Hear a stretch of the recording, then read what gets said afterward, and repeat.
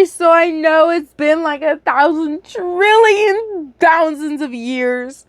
I apologize, guys, but finally we are going to be reading Abyssal Alterations, discontinued, sadly, RIP, for rewriting, though it's been a while, so I'm reading this for you guys. Anyways, we're currently in part 5 of this story, but we're gonna go to part 4 to do a little recapping. So, as most of us don't probably remember, so Caiman's teeth came in. Remember, he's still like a really young child. He nibbles on things like a normal little kid does, or baby, pretty much. They nibble on things when their teeth start growing in, a whole process. The same thing with Caiman, except his teeth are not normal teeth.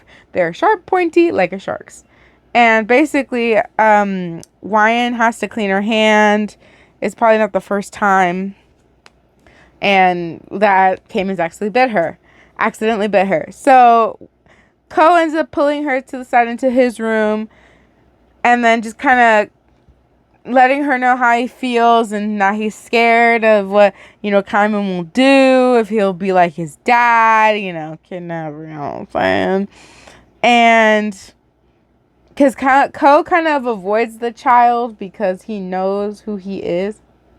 And, or not who he is, but where he came from, or what the backstory of how that child came to be. He's a little scared. Reasonably so. But,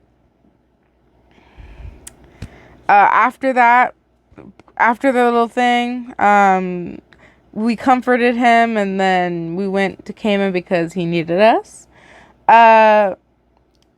Weeks have passed. Ko still avoids Caiman, reasonably so. And then one day, whenever they were out, chilling in the house, Caiman was in the living room. He slowly started to learn how to transform like his dad. Like, how Hulin transformed into different things. Like, he transformed into like a weird spider thing, octopus, giant being, just things, guys, just things. He transformed himself to different things, or made himself smaller or humongous. Basically, that's what happened here, but it ends up not going so well because Caiman accidentally ended up snapping his own arm during that transformation, which freaked out YN and Adimu, which pretty much you're just having like nightmares, you're scared, you're terrified, you're just like, what am I gonna do? I can't even help my son. I can't take him to the hospital. Like, they're gonna take my son away. A whole bunch of issues because they're currently in hiding right now. So she can't just take her son out anywhere. He's not the most normal looking child. But yeah, that's kind of what's happening. So yeah, it's not going so well. So now that we officially wrapped up the recap, let's get straight into the warnings. Warnings getting into this fanfic. There will be mentions of loneliness, death, and yes, it will be sad. I pretty much had to take a couple breaks during the story because I legit like cried a little bit. Betrayal. And I think y'all know who is going to betray us, but I'll let y'all to find out. And broken arm. This is pretty much known. So yeah, these are the main warnings. It is going to be a little sad around here, so that's something I should be aware of. Yeah, so just prepare yourselves, guys. Prepare yourselves. Caimans Childhood, Part 5. An old friend at the door. Caiman hobbled around the hallways, his casted arm behind held to his chest by a sling. Since he usually walked around on all fours, this made him have to jump with every step or so he didn't fall over. This did not deter him from being playful, though. He hopped about much like a baby goat would while pushing some of his toys down the hall. His eyes wide, and his mouth was hanging open as he left little puddles of drool down the hallway. His little teeth were visible from underneath his tentacles, which flopped around as he jumped. You watched him from the end of the hallway, making sure that he did not fall on his arm. You sat with your back against the wall across from the front room, occasionally looking in at a Demu who was knitting some blankets. Caiman bounced down the hall, his tail flopping against the ground as he did, surging towards you and jumping into your lap. It knocked the breath out of you for a second. You chuckled at his behavior and gave his head a nuzzle. "You little man. Are you a messy little boy?" you commented, looking down at all the drool in the hallway and on himself. You laughed at his totally careless expression, grabbing his chubby sides and lifting him up as you got off the floor, heading towards the bathroom. "It's bath time, mister." Now, usually babies would get upset in baths, but not your little man, which was completely understandable since he was a half water creature after all. When he heard it was time to get in the tub, he would get ecstatic, wiggling around and racing to get into the water. Every now and then, you would sometimes just find him sitting in the tub as he stared at you expectantly, waiting for you to fill it so he could splash around. It did not matter if he already had one or two that very day. This, however, was not going to be the type of bath that he would enjoy. After all, he had a wrapped arm that could not get wet, so you had to do something different this time. You stopped at the sink, turning on the faucet so a nice, cool temperature flowed into the sink. You supported your son with one hand while reaching for a rag with the other, getting it wet and running it over the places where he had spit on himself. He whimpered and tried to struggle out of your grip, not happy that he was not getting an actual soak in the tub, but you held him still until he was all clean. Once that was done, you walked back out into the hallway and into the living room, avoiding the little slobber puddles along the way.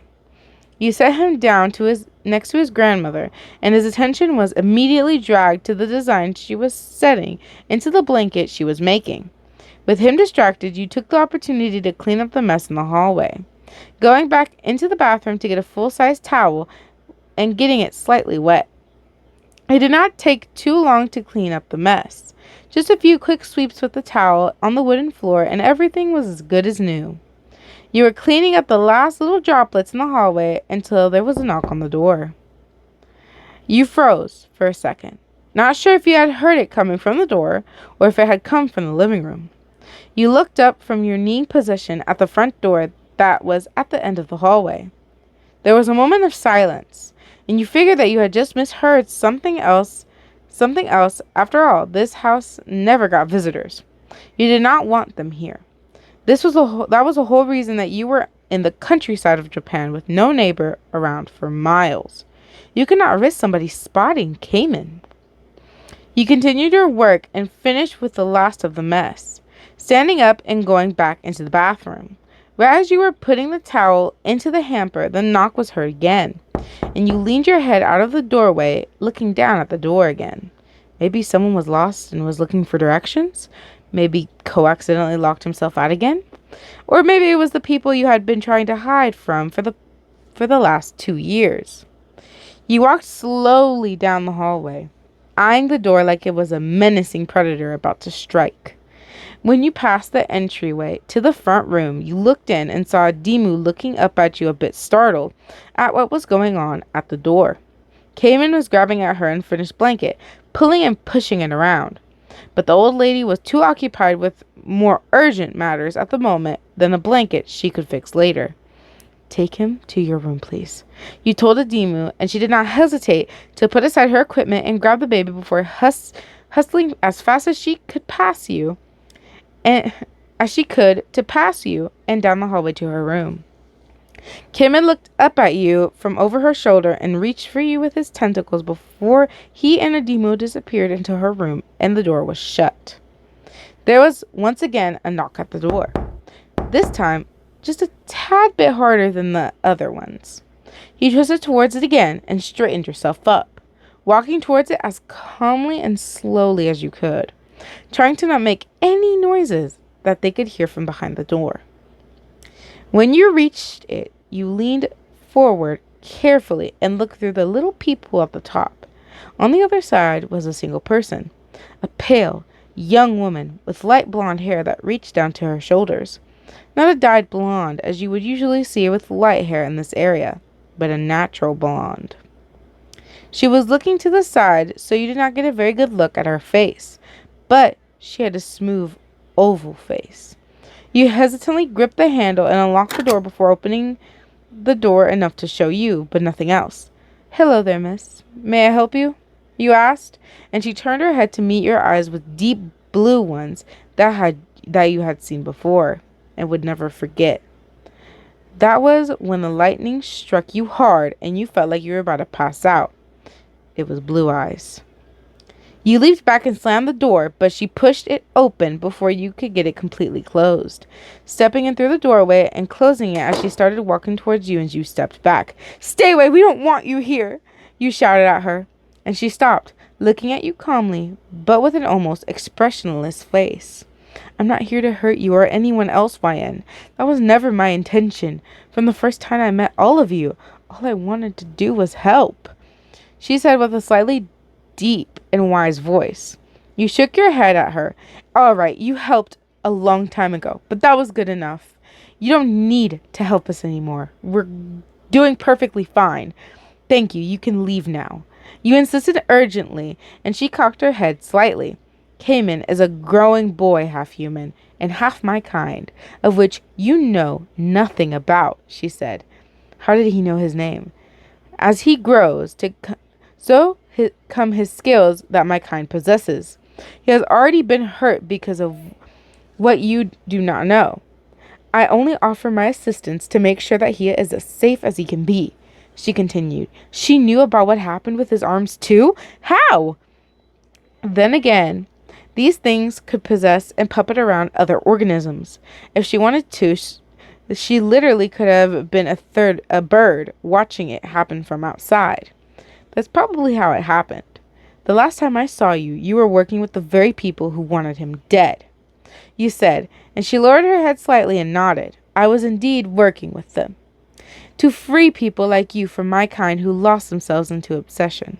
But the moment they started planning to hurt a child of my kind, even if he was only a half-breed, it was then that I offered my services no longer," she reassured, taking another step. You took one back and held out your arm. What about that person you're wearing right now? Did they agree for you to puppet them around, or did you just take them?" You growled out, remembering all the people Hulin killed for meat suits that he could wear. "This one could not say no, or say yes. They were already gone when I found them," she said. "And when it starts to rot?" You continued, still not trusting that she had just found a dead person. She looked up sharply. "They were gone, but the body was not dead. The term humans use is called brain death. The person inside was long gone, but the body was still alive. This allows me to use the body without it eventually succumbing to decomposition because it was alive when I attained it. And as long as I inhabit it, it remains alive," she explained, and you lowered your hand. Was she telling the truth? The door to Adimu's room suddenly burst open, and Caiman hopping out, looking down past you at Blue Eyes, who stiffened at the sight of your son, her eyes becoming wide. Caiman's tentacles moved around like waves in front of him as he suddenly shot forward before Adimu could grab him.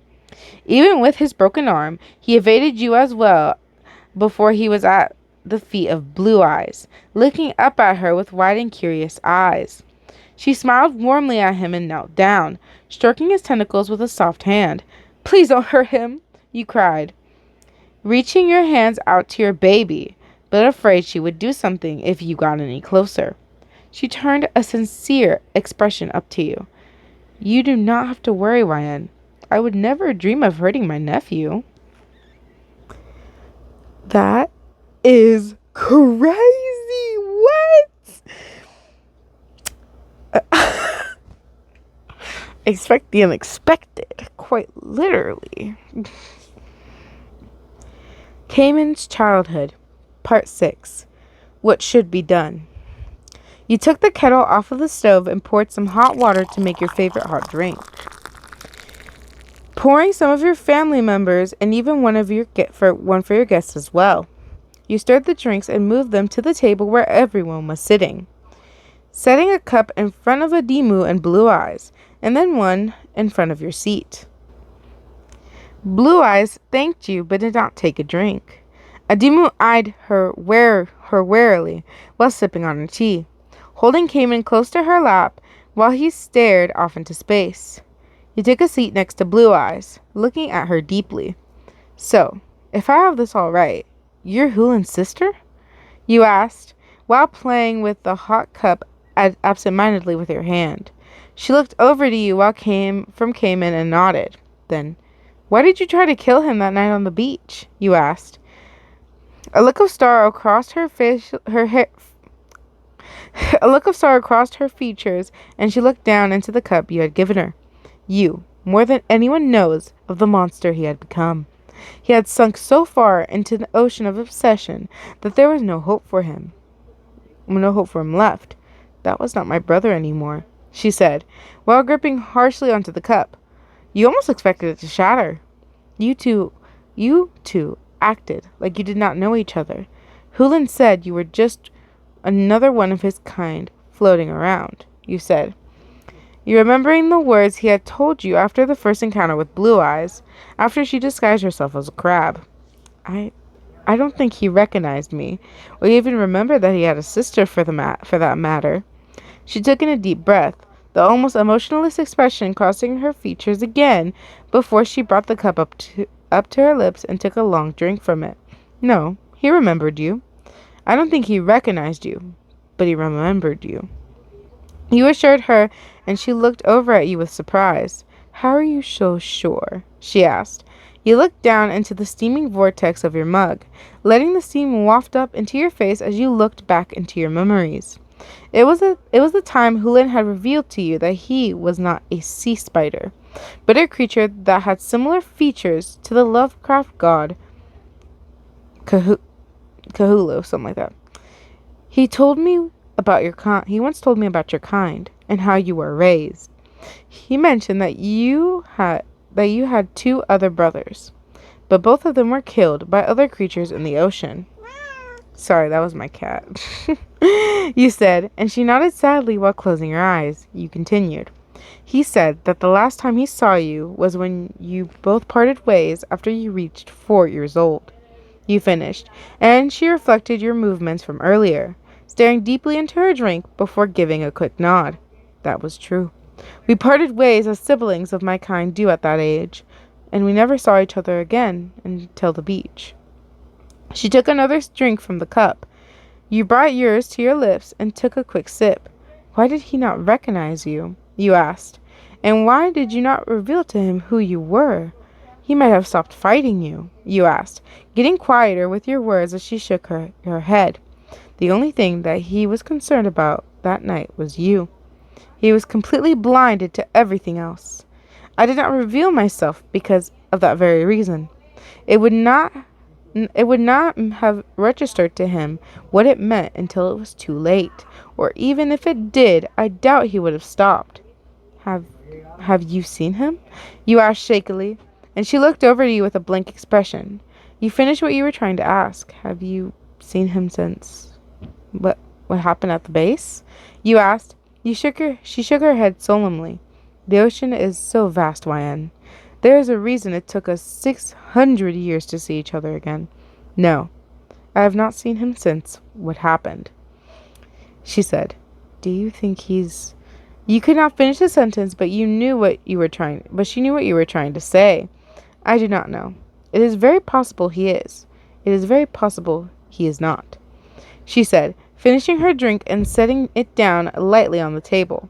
You took a big swallow of your drink, practically downing the whole thing in one go, before setting it down on the table not so lightly. You looked over to Adimu and Caiman as he climbed over from her lap onto yours. You gladly welcomed him as he curled up like a cat onto your lap, putting contently and wrapping your arm in his tentacles, bringing it closer so you could pet him.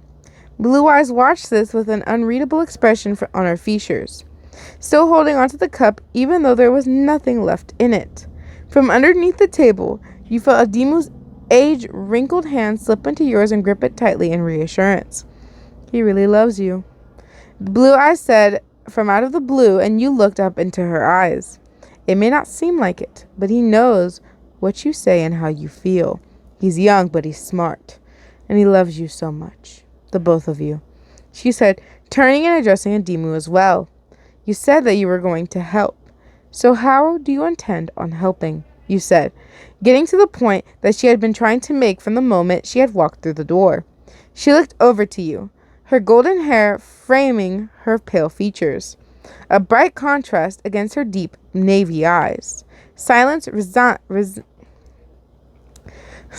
reigned for a long moment. I want to help to make sure that he is as safe as he possibly could be, she stated, and you continued with your questions. And how do you think he would be as safe as you think you could be? Your question. At your question, she took a deep breath. The safest thing I could say is if I took him with me into the ocean. You did not let her finish before you slammed your mug down on the table, making Caiman and Adimu jump, while Blue Eyes remained calm and unfazed next to you. If you think I will let you take him away, then you have another thing coming. You hissed out at her, and she only blinked calmly at your threat.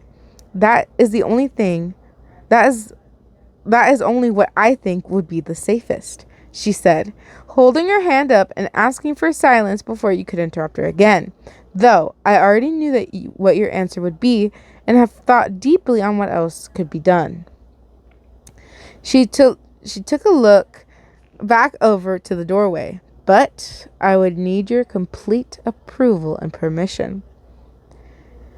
And what exactly do you have planned? You asked cautiously. She looked back over to you, her eyes flicking down to Caiman for a second before looking back up at you. I'm sure you are already aware that he cannot remain in this house forever. I can find places nearly void of the citizens of this nation, and the people who have been trying to hide him from. We can take him to the beaches, and he can run through the sand, swim through the waters, and if he cries to explore too far in the water, I can stop him. There we can teach him how to hone in on his skills so he does not accidentally hurt himself again. And I can teach you how to better raise him, she explained. How do I know you wouldn't just grab him and take him off into the water? You asked suspiciously, and she looked down to Caiman with a loving expression. Because as a mother myself, I know just how much you care about him, and how much it would destroy you if I or anything else were to take him away from you like that. You leaned back a little bit at her words. A mother herself.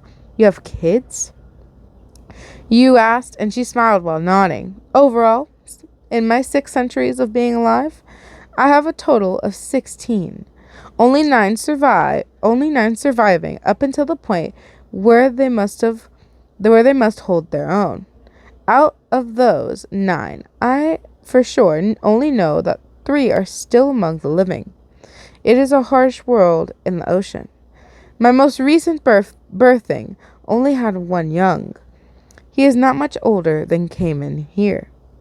She looked back up at you. If you allow this, we can take him down to the beach, where he can interact with the other male beings of his oceanic heritage, and my mate and I can help the both of you. Your mate? Is he here too? You asked, a bit startled.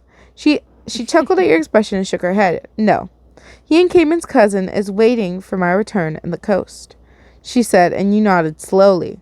You glanced at Adimu before looking over at Blue Eyes again. Would you give us some time to discuss things alone, please? You asked her, and she nodded, standing up from her seat. I will return on the morrow in the afternoon to see your answer.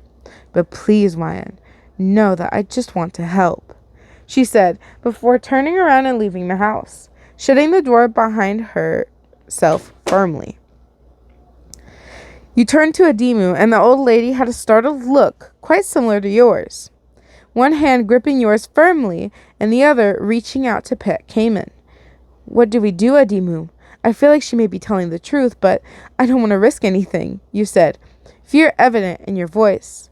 The look that crossed the old lady's features haunted you, something you could have never seen in her eyes before. Both of her hands clasped around yours, and she leaned in close, tears brimming her dark eyes. I think it is time I told you something about myself, she said in a shaky voice, and you could only blink in response, waiting for her to continue. The reason I'm not as distant with Caiman like Co is that I too have given birth to half-breed babies. You widened your eyes slightly as she continued. I will always remember my Adahala. Hopefully I said that right. The first one I had. That was her name. She looked much like Caiman did, but her eyes were green, like her father's, but brighter, full of love and goodness, not hate and evil. I loved her so much. Even considering what that beast did to me, I loved her so much. The old woman let out a heartbreaking cry and lifted a hand to her face, wiping away the tears that cascaded down her dark skin. That beast that was her father, Butcher. He did nothing to care for her. I did everything I could. But eventually, death took her away from me when she had reached her 9th month of being alive. I could only watch as 2 more came and went just like her. She could not continue. Her shoulders shook too much and she leaned over, crying her heart out into the air. Caiman got up from your lap and limped over to her, sniffing at her wet face and wrapping his tentacles around her as he crawled into her lap. She leaned back up and pat down his back as he hugged her close. She sniffled and looked into your eyes deeply. Caiman has a much better chance at life than my children did. But as much as I love to say it, the blue-eyed beast of the abyss speaks only truthful words. As much as we do for Caiman, he is only half human. And we don't know how to care for that other half. We have to do what we can do to make sure we learn how to take care of that half.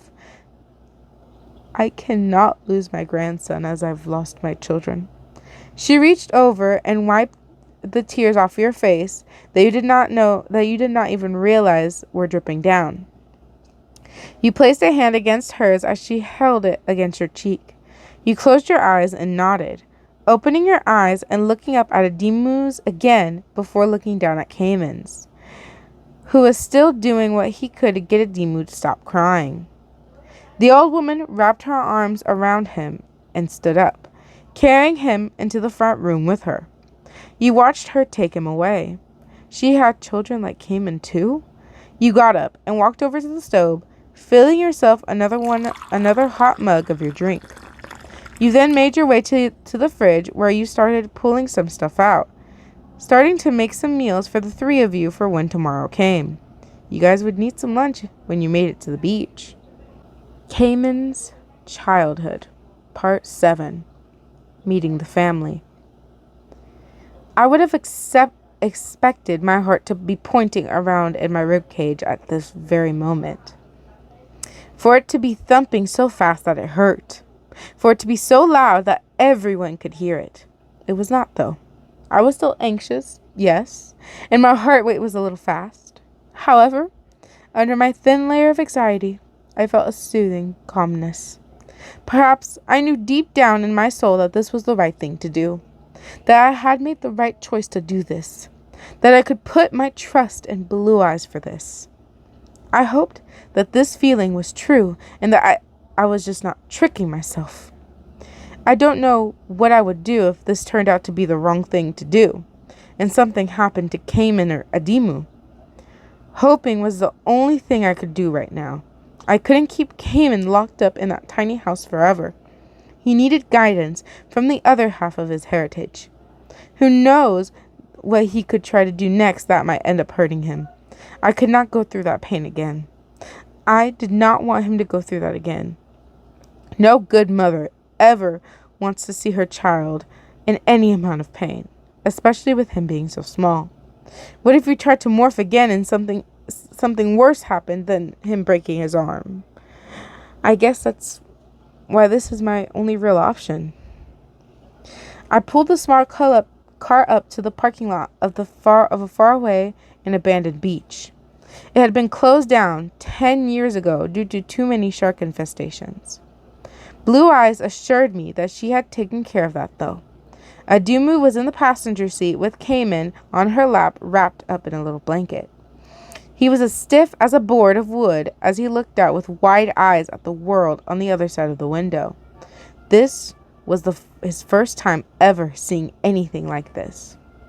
The only times he even got glimpses of the outside was when he was looking through the window at home. I carefully parked the car and pocketed the keys. We both stepped out, Adumu carrying Caiman and making sure that his arm was supported. Ko decided he did not want to be a part of this, which I understood. He already had a problem with Caiman. He did not need to be around Blue Eyes. It was slightly windy as we made our way down the narrow dirt path. It was a little bit of a walk from the parking spaces to the beach. Most of it is an open grass field before going in between a split and two large rocky hills that concealed most of the beach. My English, please. Caiman stayed in a tight little ball in Adumu's hold, struggling to fit more into his blanket. He let out a little whimper at all the new sights, smells, and feels of the unfamiliar world. The old lady cooed at him and gave him a soft little kiss on the head to calm him down. It was hard to take my eyes off of him. He was so scared. I was so scared. Adumu most certainly was too. We were all anxious about what this day might hold. This would hopefully be the beginning of a new and fruitful start for him.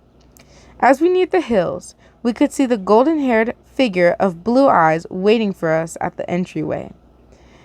The wind was making the long yellow locks curl around in the air. She gave us a large and reassuring smile as we approached, stepping away from the rock wall she had been leaning on and meeting our eyes. I'm glad you decided to come, Wayan and Adumu. I promise I will do everything in my power to help. This is all I ever wanted to do. She finished, her eyes darting sadly to the ground. I made sure she was looking back up at me before I spoke. I wanted her to see how serious I was about this, how anxious I was for what may happen. I'm putting my trust in you. I spoke boldly, wanting her to not only see it in my eyes, but hear it in my voice as well. She calmly nodded. I will not let you down, she promised. I held her stare for a moment longer before she beckoned us to follow her into the sand and away from the fields. Adumu and I looked at each other one last moment of hesitation and uncertainty, her deep brown eyes just as unnerved as my own. Our shoes parted the sand as we followed Blue Eyes through the opening and onto a very large and very empty beach. The waters ahead were a cloudy gray blue, since the sun itself was covered with clouds. We walked to the center of the beach, where we still had many steps of sand before we could reach the water. However, above I could hear the seagulls calling to each other. Blue Eyes turned to us and smiled. Unleash him, Adumu. Let him feel the sand on his claws, she instructed. The old woman hesitated, gripping onto the bundle she held tighter, looking around a bit frantic at both me and Blue Eyes. I calmly nodded at her, and she sighed before gently placing Caiman down onto the sand. She did not unwrap him from his blanket, but she let it fall at his feet so he could step out into the sand when he was ready. He squeaked as the ocean wind hit his gray skin, his large white eyes looking around in great bewilderment. He saw me and moved to jump, but stopped when he saw the sand between us. He whimpered again, and I so badly wanted to scoop him up in my arms and never let go. I had to let him take these steps, though. I had to trust in Blue Eyes. I had to trust that she knew what she was doing. My baby squeaked and squalled, pacing around his little blanket as panic started setting in his little body. Eventually, he got so worked up that he ruffled the blanket to the point where sand started to pull into it. He shrieked and jumped straight into the air, landing down right onto the sand that was causing him so much torment. He froze on the spot, his back standing ridged like a cat's. I dared not breathe, expecting him to have a full-on meltdown, and started running everywhere. He slowly started to wiggle his webbed toes around in the moist sand, his body relaxing as he did so. His wrapped arm moved a little bit in his sling, and I furrowed my brow in worry. He suddenly let out another squeal, though this one was different. Instead of leaping into the air with a terrified shriek, he squalled happily and then started bouncing around, flinging sand everywhere while pouncing around, as he instinctively knew that this is the ground his feet were meant to be on. He charged around in circles, weaving around us before jumping and latching onto my leg excitedly. His tentacles wrapped tightly around me as his thick claws dug into my pants. It did not hurt that much.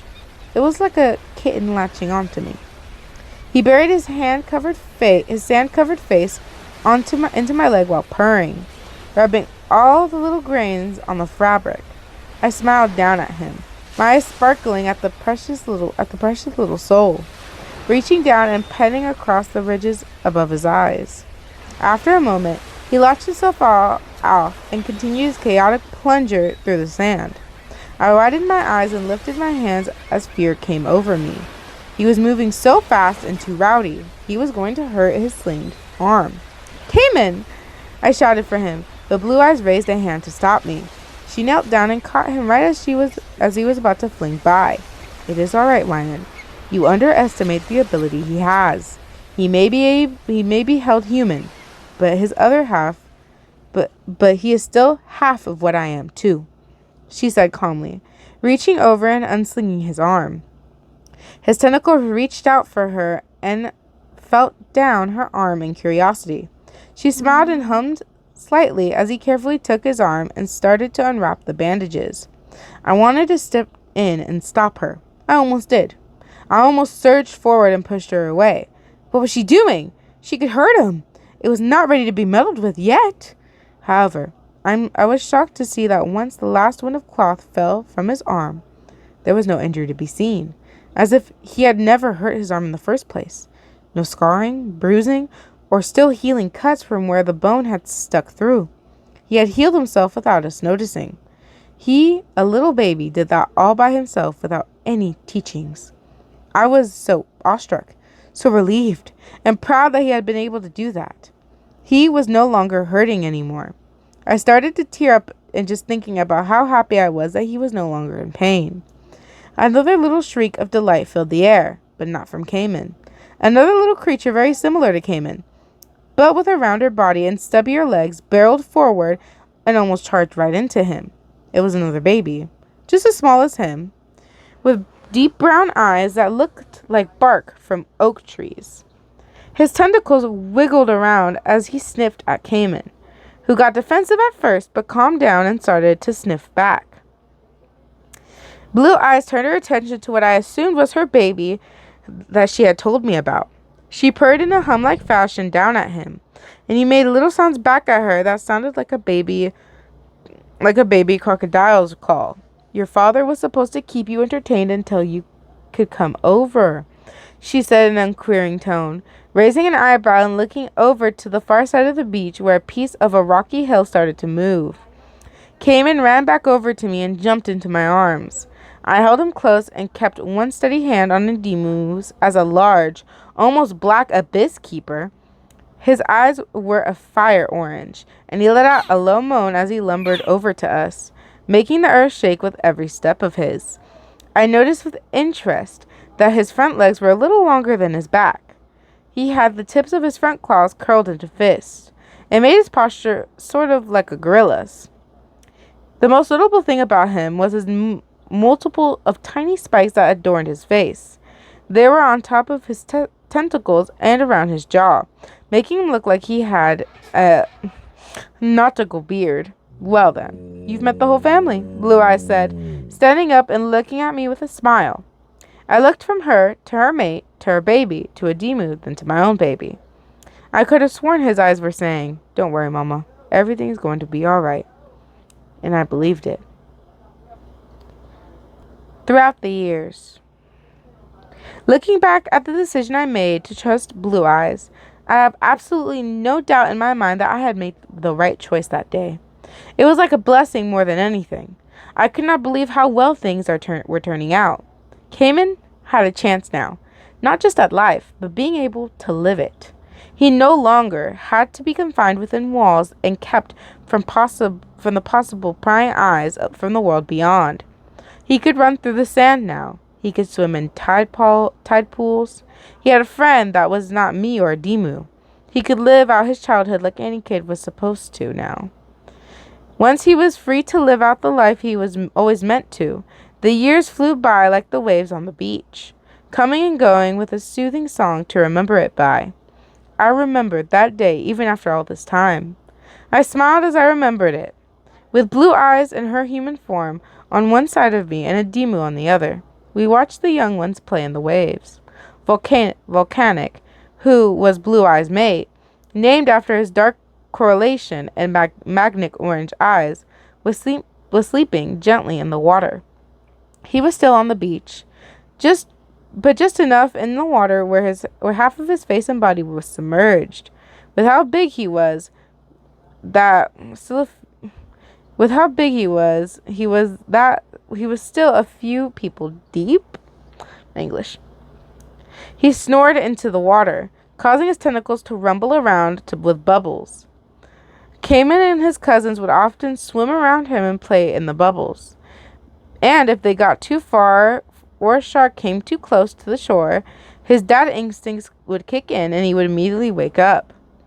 Rasha and Reef were Blue Eyes and Volcanic's daughters, Caiman's new playmates. His old playmate, his other cousin Mako, was long gone. The one with brown eyes he first met 5 years ago when we first took him to the beach. Abyss Keeper younglings only stayed with their parents for about 2 or 3 years. When he was 3 years old, he departed and was on his own. Usually, if he had any siblings, they would have gone as well. Since he had only one in that birthing, he was all alone. That had been one of my biggest fears with Caiman, that he would leave when he got to a certain age. Thousands of years of instinct coursing through his veins, telling him that he had to leave his mother just like his cousin and make his own way in the world. He was almost 6 years old now, and he was still here with me, though. 6 years old by human years. However, since he was an Abyss Keeper and they reached adulthood at age 4, he was practically 16 years old now. He was already bigger than me now, lumbering around on strong legs like a lumberjack. He no longer hopped around on all fours like his cousins were. He stood upright like a human now, though he was slightly hunched forward. I smiled as I watched him stalk down the beach, Rasha and Reef yelping playfully and jumping at his tail for a ride. Life was not fair right now. Why was he growing up so fast? Blue Eyes guessing that by his growth rate, he would be a mature adult by the time he was 10. Why couldn't I get the usual 18 years that most parents got? Because he was half creature that reached adulthood by 4 years old, Demu and I would often express how sad we were that he was no longer small enough to hold. I perked up as I watched my son walk over to us. His wet feet kicking up and as moved, his eyes were on me, no longer wide and full of innocent ignorance, but narrowed and calculating. Once in front of me, he lowered himself and leaned back on his haunches, staring me in the eye silently as his tentacles waved around in the air as if he were in the water. Sun is setting. Time to go home. He signed at me with his webbed talons as he made a clicking noise at the back of his throat. It's not that late, Caiman. Are you sure that you don't want to stay a little longer? Maybe you can go explore that cave a little more with your uncle? Just go wake him up, honey. It'll be all right, I said kindly, a smile on my face.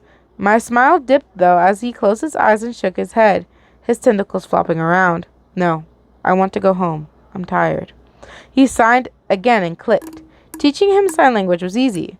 It is one of the few things that Ko actually spent time with Caiman, teaching him the language so he could communicate with us. I was fairly certain he only did it because Adimu convinced him to. I nodded to him, getting up and dusting sand off my pants. He reached out and helped his grandmother up as she wobbled on shaking legs. His large webbed hand enclosing around her wrinkled and fragile one, with the size difference of an adult to toddlers. Blue Eyes picked herself up as well, giving us a smile as her two daughters ran up to her and started clawing their way up her legs. They were the size Caiman used to be when he was a baby. We will see you again tomorrow, yes? She asked, reaching over and petting each daughter on top of their squid-like heads, their tentacles reaching up and grasping onto her arms. It amazed me that she still had the same body after 5 years, and Hulin, when I was still in his capture, would still need a body every few months. She was not always in this body, and with her solutions, she was able to keep the body alive, so it would never rot. But this was only because the body was still alive and soulless when she took it.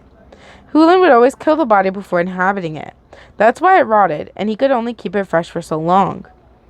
I took a glance over at my son, who was already making his way slowly down the beach trail, while Adimu locked arms with him for balance. He was very patient and minded his actions very carefully to avoid making her trip. I don't know. We're going to have to see. He has not been himself lately, and I'm starting to get really worried about him, I said, rubbing down my face, trying not to make any movements seem too anxious. Lately, he's been really reserved around me.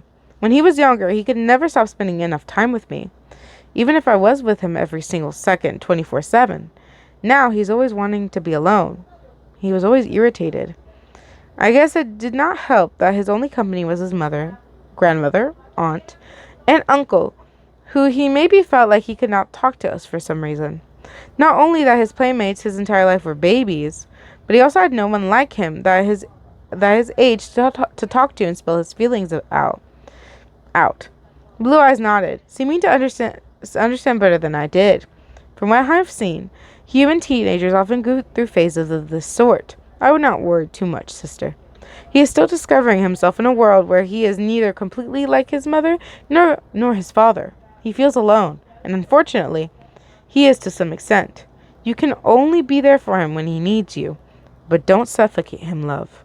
She reassured, squeezing my shoulder before picking up her own babies and making her way to her mate that was now awake and watching us as he laid in the water. I waved goodbye to him and turned around, making my way over to my son and Adimu, and helped him walk her to the car. She was getting to her limit. As much as I did not want it to happen, she would not be with us for too much longer. Stop it! You're gonna make me cry. Don't you dare! Don't you dare! Adimu is key, bitches. Pure. Stop. You gonna make me cry, and I'm the one reading this. Ko and I tried to convince her to stay at the house when Caiman was at the beach, but she would hear nothing of it. She refused to not be at the beach with us. I cannot deny a dying woman's last wishes, especially since, for most of her life, she was denied them. The drive home was silent, as it had been for a while now. Adimu rested, and Caiman watched the outside pass, his tentacles slightly flaring around at the ends as thoughts circled in his mind. I wanted so badly to talk to him, to know if he was just going through a phase or if something was eating at him. I did not want to corner him and make him feel attacked, but I did not want to leave him hanging and feel alone. I sighed gently. What was I going to do? I gently tapped on Caiman's door with my knuckles, waiting for a moment instead of immediately opening the door. Evening and dinner had passed. Adimu was resting her tired bones, and Ko was doing something that I was not completely sure of. Caiman, is it okay if I come in? I asked. There was a ruffled gurgling on the other side of the door after a long, long moment. His signal that he was okay with me coming in. If he was not, he would not have made any sounds at all. He was sitting cross-legged on his bed, his tail hanging off the side. In his lap rested a canvas, and beside him were bowls of breached treasures. Sand, sea glasses, shells, beads, pearls, and so on. The tips of his claws were stained with paint and ink. As usual, he was recreating with those treasures an art piece of the night sky with all the stars and planets. He was absolutely obsessed with the celestials and the secrets that they held beyond. It was his own abyss he could never reach. His white eyes stared up at me, unblinking as I stepped in and smiled at him. I looked at him for a moment with eyes furrowed in worry. I did not miss the twitch of annoyance in one of his webbed toes. Oh, honey, I need you to talk to me. Even if it's just not enough to tell me, that's all you want to do is to be alone. I need to know what you need me to do, I said, walking over to him and running my hands down the leathery skin on his head, my fingers feeling all along the spiked ridges on his body. I brought him close, resting his head against my torso as I hugged him. He was still before slowly hugging me back. I did not care that the back of my shirt would be stained from his claws. I gave him a gentle kiss on the head. I just want you to know that if you ever want to talk about anything, I will always be here to listen. If it does not matter about what, I will always be here for you. I promised him truthfully. He pulled away and looked up at me, his tentacles waving around smoothly like grass in the wind or seaweed in the tide. He blinked up at me, his thoughts processing what I just told him. He raised his webbed claws up, beginning to sign me something, but cut himself short as his eyes narrowed, not in anger at me, but at something else. Always, he signed. Forever, I promised. Not home anymore. Also, if you guys want to know what Caiman looks like, it's on Quotive. So, if I find it, I'll put the link in the description.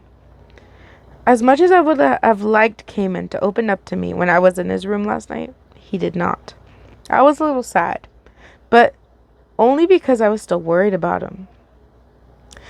I did feel like we scaled a wall, and I feel like he felt a little more at ease after I assured him that I would be there for him when he was finally ready to spill his emotions out.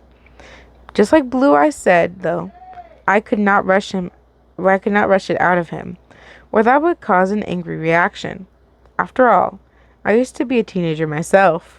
I was still technically a teenager when Hulin captured me and almost broke my psyche beyond repair. Until he was ready, I would wait. That way, he could talk to me on his own terms, and he would know that I was on his side. It would all turn out. We just had to be patient. I stayed with him in his room for a little bit until he visibly started to get uncomfortable. His social wick had burnt out, and he was ready to be in his solitude again. I kissed him good night before heading off to bed myself. I did not know what time it was now. I had my curtains shut. All I knew is that it was still morning and the sun was somewhere in the sky. The blankets were still wrapped snugly around me, so I decided to sleep in a little longer. That helped me right there. I usually did not sleep in. I was usually the first one awake, making breakfast and cleaning up. Sometimes, though, like today, I would shrink those responsibilities and sleep in. Caiman would take my spot for me in the morning and make breakfast for us. I heard his door open and the clicking of his claws against the hardwood floor as he walked down the hallway, his tail dragging behind him like a sack of flour. Oh, how badly I wanted to be small, him to be small like a regular 6-year-old. Don't get me wrong, I absolutely loved my son to death just the way he was. It's just not fair to me that he had such a short childhood. His goofy innocence disappeared, and grim maturity sunk in faster than an anchor to the bottom of the ocean. He may have been only alive for 6 years, but he already had the mental capacity of a 16-year-old. I let myself settle down out of these thoughts. I could spend forever shouting to the universe about how things had been going, how things had been going was unfair. I would rather spend forever with my baby boy and the rest of whom, which I called family. I lurched forward into a sitting position, my heart pounding like a jackhammer in my chest as something in the house shattered. I heard Co start screaming in panic. Flinging the blankets off of me, I surged forward and bolted out of my room, slamming the door open so hard it left a hole in the plaster as I sped down the hall, sliding to the front room where everyone was. Co was backed up against the wall, screaming as tears slid down his face, his hands up and clawing at his scalp and tightly grabbing chunks of his black hair. My wide eyes moved to Caiman, who was in the middle of the front room. My breathing cut short, my heart slowing as I looked down at the limp and unbreathing figure of Adimu in his arms. I straightened my back and slowly stepping into the room. At the sight of me, Co whirled around, glaring hellfire at me and pointing an accusing finger straight at my son. I warned you, YN. I told you day one that thing would kill us all. He's done it now. Who's next? Me? You? The whole fucking world? I told you the beast was going to do this one day. You refused to listen, but I told you, he shrieked.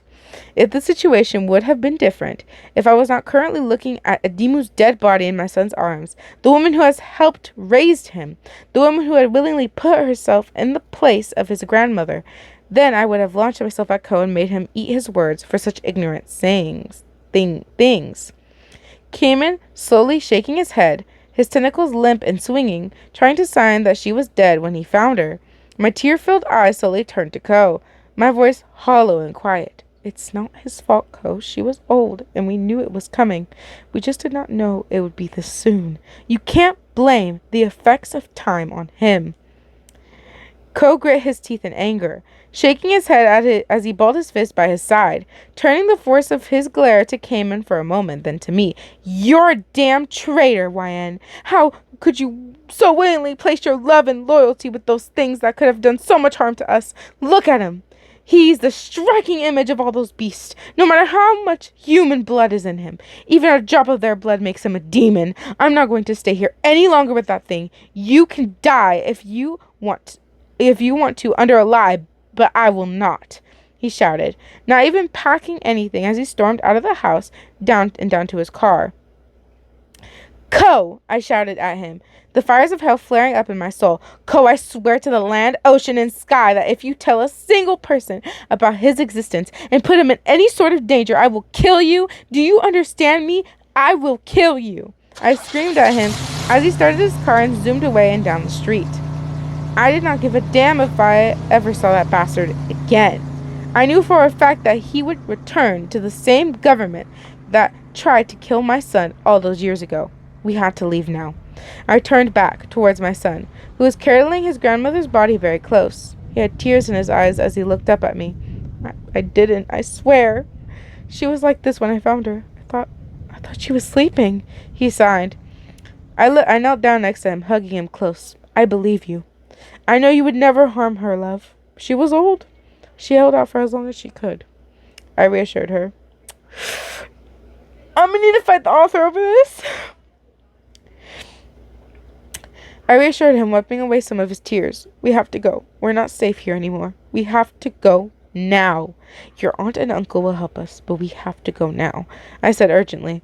He picked her up gently as I gathered of what I could of necessities. I don't know where we could go next, but we would need supplies. I grabbed what we would need for the long journey, and I grabbed the thick photo book I had full of pictures of Caiman and Adimu. Within the hour, we were gone and down the beach. The family was waiting for us when we arrived, the little cousins jumping and shrieking in excitement as they saw their older cousin. Blue Eyes walked forward, a smile on her face, but stopped when she saw my grim expression in the body in my son's hands that he refused to let go of. I just finished explaining what happened when Volcanic stomped over to us. shielding us all with his big dark body, a low and threatening growl shaking his face tentacles as he looked away in the distance. I was right. We all watched in anger and worry as we saw the helicopters in the distance, circling the place that was our house. We had gotten out of there just in time. I ground my teeth together. I understood being angry at me, but he loved Adima with all his heart. He should know that putting Caiman and me in danger like this would forever break her heart. Would have broken her heart. Ryan, we must move as fast as we can. We can no longer stay in Japan. We must move you to a different country, to a place even emptier than where you were before. Blue Eyes exclaimed, and I nodded. I turned my gaze to Caiman, who had started digging a big hole in the sand, making a grave for his grandmother, where she usually rested. Oh, this is so sad. Oh, shit. Oh, this is so sad. I got this. And watched him play all these years. He gently set her in and slipped one of her beaded bracelets off of her frail wrist, wrapping it around his own wrist before filling the grave. There would be no headstone like we had for Ash's grave in the backyard of the house we just left. That grave was empty, though. It was empty and still had a headstone. This one was full, but would not have one. Maybe one day when it would be safe to come back, we could make her one. I walked forward as tears spilled from my eyes, hugging my shaking son close as he trembled in my arms. I kissed him gently on the forehead, whispering to him that everything was going to be all right. We must go now. No time to lose. They will search every inch of this country looking for us, Blue Eyes said gently, softly grabbing onto Caiman and leading him away along with her daughters. I stayed at the grave for a moment longer, tears dripping down my face as my heart torn too. I could not have asked for a better friend.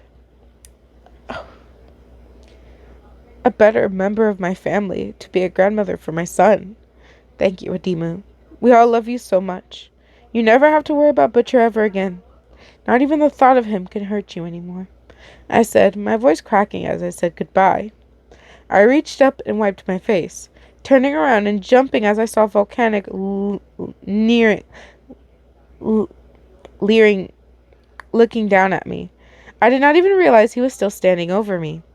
His small orange eyes glowing eyes were forward with worry as he reached an obsidian black tentacle down at me, stroking my face in reassurance. I smiled. Thank you, brother, I said, before the both of us turned. I jogged my way down to the beach where Blue Eyes was herding the kids away. Volcanic served as a big shield as he walked over to me, the ground slightly quaking with each step of his. How could things have turned out like this? It was going all so well. I understood why Ko would hate the Abyss Keepers, but Caiman had never done anything in his life to harm him. I don't understand why he would go through with it, especially since it was because of Ko's brain that we were able to escape the base that held us and get us away before Caiman was born, saving his life. It did not matter now. Ko had let his true loyalty show, letting us know that he had never truly ever wanted to be a part of the family. And after all this, after putting Caiman in danger, even a Demu would have casted him away. My heart ached for my family. I just hoped we would find a new home soon and not be on the run for the rest of our lives. Blue Eyes and Volcanic could leave whenever they wanted to, but they stayed with us for all these years. I knew, and I knew, they were not going anywhere anytime soon. Okay, guys, I'm back. This is the last thing that they have here. This is the AN big news. I'm going to read it for you guys. Hey, everyone. I know you all have been waiting so very patiently and anxiously for new chapters of this book, but I have something to tell you all. I do not wish to make you sad, but this is something that has been needing to happen for a long time, and I want to tell you so that you're not waiting in the dark anymore. I'm discontinuing this book, but not for the reason you might think. I am not writing this book anymore because I plan on rewriting the Abyssal Attraction series in total. Abyssal Attractions was my very first book ever. It was the book that I learned how to write and tell stories through. For that, it will always have a special place in my heart. It made me realize that It made me realize that I want my purpose in life to be an author. I want to share my stories with the world in the best way I can. Because it's my first book, there were so many errors and plot holes that I personally would like to fix. There's so much more to the story that I could do in total. I have absolutely no intention of giving Hulin, Blue Eyes, and Caiman up. Their stories are not over yet. Again, I am so sorry to make you sad, but this is a good thing, because I now can give you guys a better written story. Better thought out story. Or at least I hope I can. I sure guess I'm going to try. Thank you guys for being so loving and loyal to the storyline. I'm working out the details, and on top of that, I still have many story ideas that I plan on bringing to light in the future, as well as making a rewrite of another book of mine, His Weeping Willows Bloom. So it may take some time, but it will come. Thank you to my loving readers for making all of this possible. Thank you, my family of abysmal divers. With all my love, Phantom Heart. So this is the last update that they have on this story. But when I tell you guys, it took me a hot minute to kind of relax. Because I was straight up, like, I was crying a little bit reading it. I'm not going to lie. It was pretty sad. I got pretty emotional. I was like, I can't imagine going through that. You know, just literally just imagine me just like with a freaking microphone on my phone reading this. With me just like trying to like fan away the tears, bro. Like, no, it's bad. It was, I'm like, damn, this is so sad. Anyways, guys, sadly, this is the latest updated version. And when we go to their profile, they haven't really updated a message either. So they haven't really like fully updated. I'm assuming they've been quite busy, but I've seen they've updated like in around December. I'm not too sure, but I read, for what I know, the latest version of this story.